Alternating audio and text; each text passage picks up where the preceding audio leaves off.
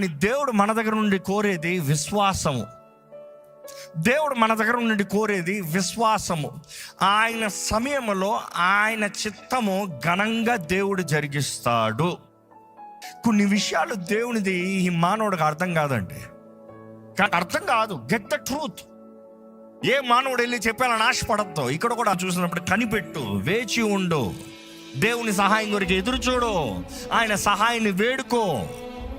బైబిల్లో చూసినప్పుడు అండి దేవుడు అంటాడు, after 70 years I completed in Babylon, I will visit you.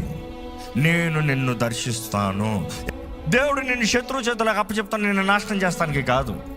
దేవుడు ఏది చేసినా నిర్ణయించబడిన కాలములో చేస్తాడు. నమ్మేవారు హల్లెలూయా చెప్తామా? కంగారు పడినంత మాత్రాన చేసే దేవుడు కాదు. ఎప్పుడైనా సరే నీ కంగారు ఎక్కువ అయిందనుకో, తప్పుదారులోకి తీసుకెళ్ళిపోతానికి కంగారు పాటు నిర్ణయాలు మనుషుడిని అనేక సార్లు తప్పుడు నిర్ణయాల్లోకి తీసుకెళ్ళిపోతాయి. తప్పుడు నిర్ణయాలు, తప్పుడు కాన్సిక్వెన్సెస్, దాన్ని బట్టి నష్టం, కష్టం అధికం. దాన్ని బట్టి మనుషుడు చూడండి, దేవుడు కార్యం చేయకపోతే అడ్డదారులు, వేరే దారులు చూసుకుంటాం. దేవుడు ఎప్పుడు తన సమయంలోనే చేస్తాడు. కంగారు పాటు నిర్ణయాలు చేస్తాను కన్నా ఉన్న స్థానంలో నుండి ప్రభువా నన్ను దర్శించమని అడిగి ఆయన కొరకు వేచి ఉంటాం బెటర్.